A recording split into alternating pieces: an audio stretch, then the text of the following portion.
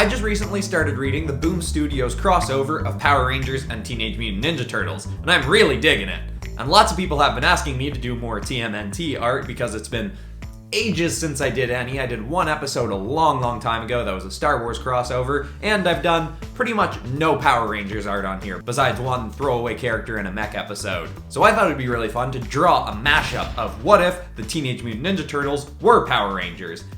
And when I decided to do that, I didn't realize that later in the current crossover comic run, that actually does happen, so designs of that already exist. But I liked the idea enough that I was like, I'm gonna take a crack at it anyway. I can do my own designs and take inspiration from some different Power Rangers and make the designs a little bit more me. So that's what we're drawing today, TMNT mashed up with Power Rangers, and is it too self-indulgent me wearing my own logo on a sweater in this video? Should I take the sweater? I'm gonna take the sweater off.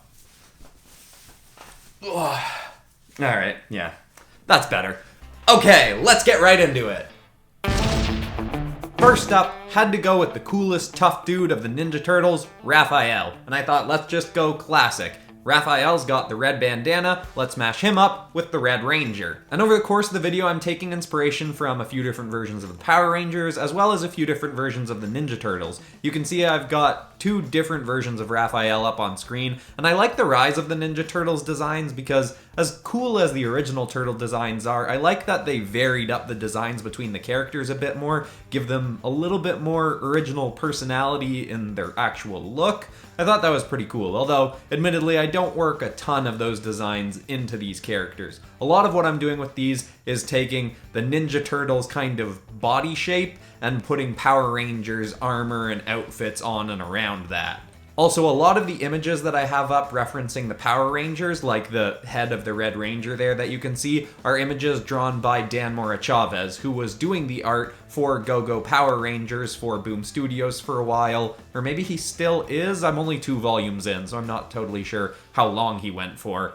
But he is one of my absolute favorite artists. I talked about him, I think, in the first Illustrator React, maybe the second one, but he is such an incredible artist, and his art on this series is so cool, and I really love the designs he did for the characters. Even though they're really simple and stick to pretty classic Power Rangers styles, I think it's a really nice blend of simplicity with a few extra added lines and streaks around the suit. It's just, so gorgeous. So I basically, as said, took those suit designs and put them on Raphael. And one thing you'll notice is I don't do the classic Power Rangers thing on this one where the mouth is covered and has a extra fake mouth on top of it. I always thought that was a little bit odd. I mean, it can work pretty well in some instances, but I decided for this one, I wanted to have a pop of green in there because I thought it would stand out really nicely with the red because they're complementary colors. So I have his fingers exposed and his mouth exposed, and that meant I could also give him a nice kind of snarly expression that I thought worked well for Raph.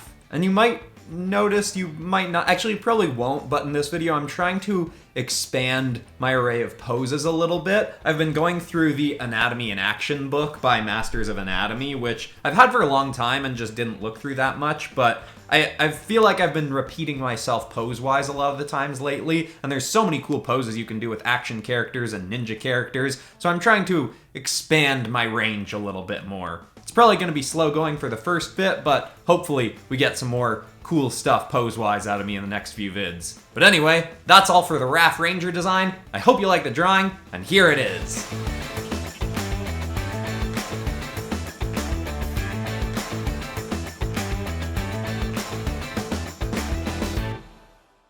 Next up, we've got the leader himself, Leonardo. And for this one, you can see I've got 2 different Power Rangers reference images up. One is another of Dan Mora Chavez's designs for his series, and another is the Blue Samurai Ranger. I wanted to make sure I was pulling from a few different kinds of Power Rangers so that the designs were varying up a little bit, and, you know, Samurai felt like a good fit because he... okay, well, I guess, you know, maybe not. I was gonna say the Ninja Turtles are kind of samurai, but no, they're not. They're obviously ninjas. Different kinds of warriors. I don't know what I was thinking there. Should I cut this? Maybe, but I guess I'm not going to. Anyway, this one I really like how the pose turned out, and I knew once I had this sword down, I wanted it to be batting something away, so I decided to have it slicing away a throwing knife that I end up trying to reposition a few different times, but then I really liked that idea, so I thought let's have a whole barrage of throwing knives coming at Leonardo, and he's ready to deflect them all, and maybe some sticking out of his back, and I thought it was fun and made this piece nice and action-filled. I thought it was super cool. And his face, in terms of the design inspiration I was taking from the blue samurai ranger, I think he ends up looking a little bit luchador-like, and that's not totally intentional, but I think it's kind of cool. That's not a design trait that I would normally lean into, and I think it works kind of well in this case. You can also see for this, I went to the classic Power Rangers mouth kind of thing, even though the samurai ranger doesn't have that. I was just kind of like pulling design cues from all over the place, and I think that works kind of well, gave me a nice variety of stuff to lean in from. As you can probably tell by now for this episode, I'm taking a lot of these designs and basing them off of what I think would look cool pretty purely aesthetically. A lot of the time I'll come up with stories for characters, like in the Overwatch D&D episodes and stuff like that, but for this one, there's already a running story like this going that's pretty good, so I was like, you know what, I'm gonna just... I wanted to make sure I was having a variety of character designs, and I thought if I made a story where they all, at the same time the Ninja Turtles become Power Rangers, then all their outfits would be more similar. So I thought this would work kind of well, and I think in this case it gave me more creative freedom than usual, even though in a lot of cases the characters turn out better when I come up with a backstory for them, because I just have to come up with more ideas for potential little bits of the costume when I'm coming up with the backstory for the characters first. And in general, it should be obviously stated that that's a better way to design characters most of the times, having a story for them, but this is a rare case where I think it worked out nicely, you know, not doing that. But anyway, I do some tweaking and add some text and effects in After Effects after the recording. I think this one turned out really cool, so I hope you like our Samurai Ranger Leo.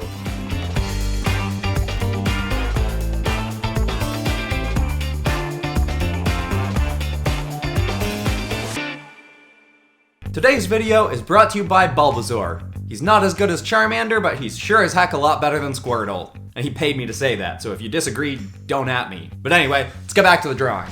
And next up we have the mashup that logically makes the least sense. And that's because I'm mashing up Donatello with this pink ranger looking character here who's the Ranger Slayer. And admittedly, that's mostly just because I really wanted to work with Dan Mora's design of the Ranger Slayer, because I think she looks so cool, especially the way he's drawn her here. And you know, there's no current purple Power Ranger in the series going now, so pink and purple pretty close together. Thought that's a decent enough excuse. And I mean, can you really blame me? Look at that design Dan Mora did. It's so cool looking.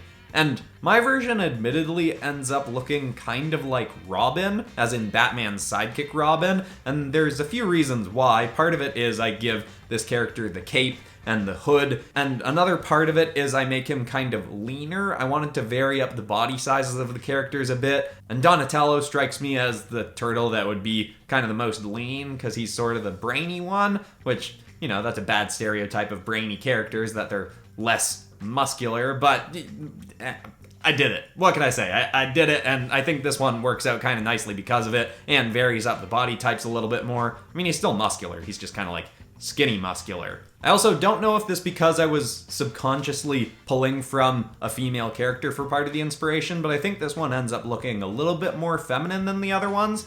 You know, isn't specifically a problem, it just wasn't something I was intending. But yeah, if we were coming up with some kind of story for this character, it would definitely have to be varied up a lot more than some of the past ones. Maybe this could be a version of Donatello who got really tired of being second fiddle to some of his brothers who are considered, you know, cooler or tougher, and then he ended up becoming some kind of Ranger Turtle Slayer. Okay, that is off the top of my head and not very interesting, but, you know, something along those lines. I also really liked in the Leonardo drawing how there were those throwing knives coming at him, so I was like, ooh, you know what, I want to do something like that again, have the shurikens kind of flying at Donatello in this drawing. And admittedly, I end up adding more of them after the fact. And the other thing that I really like about this one, well, it's not quite my favorite of the batch because, you know, there's no roof under him, so there's a little bit less going on, is I really like how the lighting turned out. It's like I was thinking about it as if there was a nice, bright yellow spotlight coming up from the character, as if the people that are throwing the shurikens, like the Foot Clan or someone like that, is standing right next to a spotlight pointing it at him so that they can see him as they chuck shurikens. I think that worked out pretty cool, especially with the streaks in the eye. So I hope you like our illogical Ranger Slayer Donatello. Oh, I should have done Shredder Ranger Slayer. Oh well, anyway, here it is.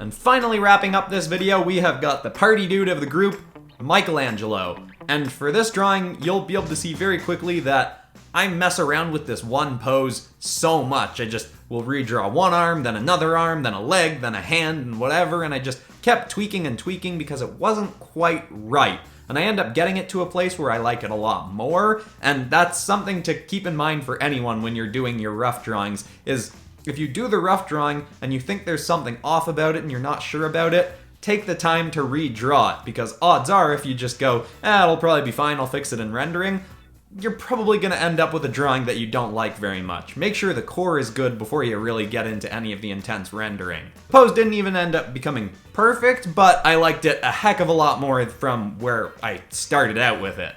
And for this drawing, you can see again, I've got two different Power Rangers up being referenced. One is another Dan Mora drawing of the White Tiger, and another is a character who I hadn't heard of, but his name was Boom. And he's someone who isn't actually a Power Ranger, but had a dream that he was this orange Power Ranger. And I thought that was kind of funny, so it would be fun to take some design cues from him and put him into the Michelangelo one as well. And, because they're also both orange. Which has actually got me thinking about another part of the reason that I decided to do this episode was one of my favorite podcasts, Do Go On. I did an episode where Nick Mason from one of my other favorite podcasts, The Weekly Planet, came on and talked about the history and origins of the Ninja Turtles, like the creators who made the Ninja Turtles. And apparently part of the story behind them was the two guys that made them just had this idea of what would the worst animal for Bruce Lee be to turn into? And they decided that was a turtle, so they just did a goofy drawing of a Bruce Lee Ninja Turtle. And they liked it enough that they fleshed it out, made a whole series out of it,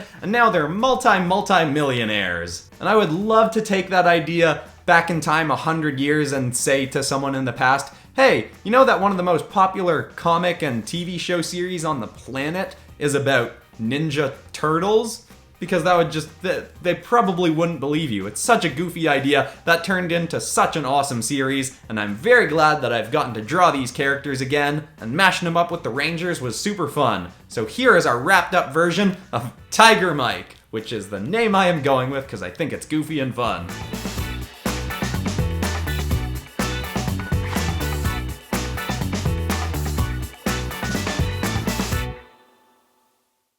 Well, that's all for this round of mashups, and if you like stuff like this, make sure to subscribe and ring the bell to get notified when videos are coming out. I do lots of stuff like this, like venomizing characters or putting different characters into Dungeons & Dragons or into the Star Wars universe. Oh, and of course, if you want this shirt, and for some reason you want to wear my logo, represent PopCross Studios, I have a merch store that I've opened on Teespring that's going to be appearing under all of my videos now. And along with some shirts, I'm putting up some of my favorite drawings that I've done on the channel up there as stickers. So if there's any past drawings that you'd really like to buy as stickers from that store, let me know in the comments, and if there's some that are recurring a lot, lots of people suggesting it, I'll turn them into stickers that people can buy. But no pressure, I kind of just opened the merch store as a test to see if there would be any interest in stuff like that. But anyway, that's all for this episode. I'm Christian Pearson. This has been PopCross Studios, home of the nerdiest art videos on YouTube, and I will see you all in the next one. Goodbye, everybody.